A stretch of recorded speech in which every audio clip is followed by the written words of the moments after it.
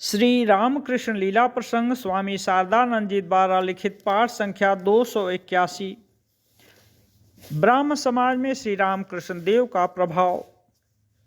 ब्रह्म संगीत पर श्री रामकृष्ण देव का प्रभाव। नवविधान समाज के आचार्य चिरंजीव शर्मा ने ब्रह्म संगीत की विशेष उन्नति की थी। अनुसंधान से ज्ञात हुआ है कि श्री रामकृष्ण देव के नाना प्रकार के दर्शन, भाव और समाधि आदि के साथ परिचित होकर ही वे अपने श्रेष्ठ भक्ति भाव पूर्ण पदों की रचना कर सके थे। वैसे कुछ पदों के प्रथम अंश का हम यहाँ उल्लेख करते हैं। प्रथम, निबिड़ आधारे माँ तोर चमके अरूप राशि, यानी हे माँ जगदम्बिके, घने अंधकार में आपकी अरूप राशि चमक रही है।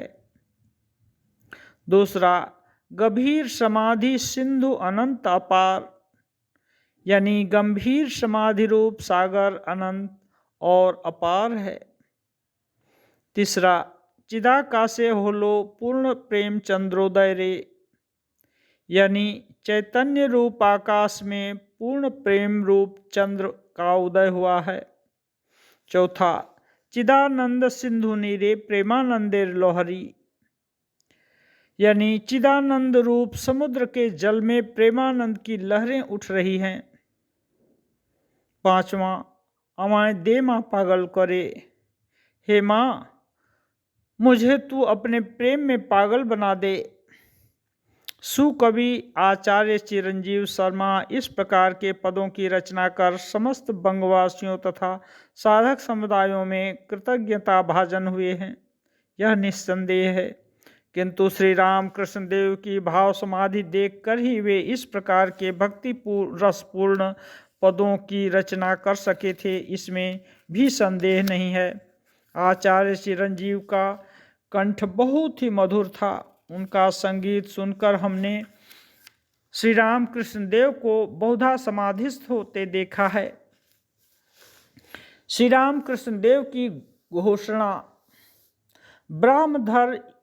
ब्राह्म धर्म ईश्वर लाभ का एक मार्ग है। इस प्रकार ब्राह्म समाज उस समय श्री रामकृष्ण देव के अदृष्टपूर्व आध्यात्मिक प्रभाव से अनुप्राणित हो गया था।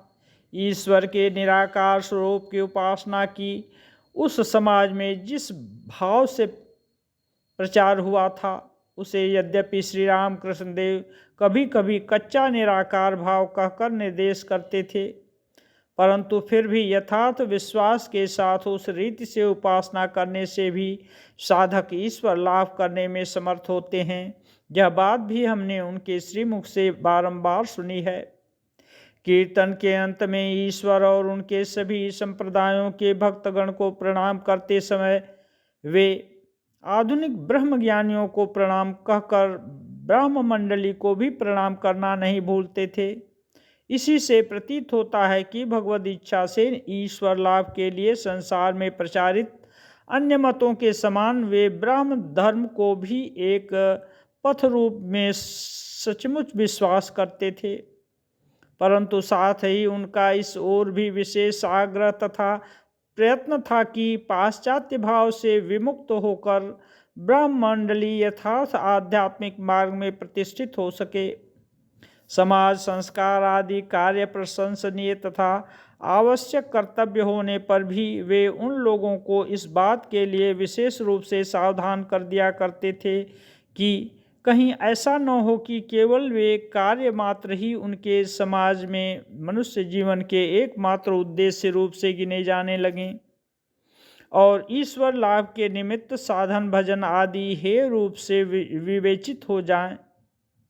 ब्रह्म समाज ही श्री रामकृष्ण देव के अपूर्व आध्यात्मिक जीवन का सर्वप्रथम अनुशीलन कर कलकत्ते के जनसाधारण के चित्त को दक्षिणेश्वर में आकृष्ट कर सका था। श्री रामकृष्ण देव के श्री चरणों के पास बैठकर जो लोग आध्यात्मिक शक्ति और शांति प्राप्त कर धन्य हुए हैं, उनमें प्रत्येक इस बात के लिए नवविधान साधारण दोनों ब्रह्म समाजों के प्रति चिर ऋणी हैं। वर्तमान लेखक तो उन दोनों समाजों के प्रति विशेष ऋणी ही है ही, क्योंकि उच्च आदर्श सम्मुख रखकर यौवन के प्रारंभ में आध्यात्मिक भाव से चरित्र गठन करने में उसे उन दोनों समाजों ने ही सहायता दी थी।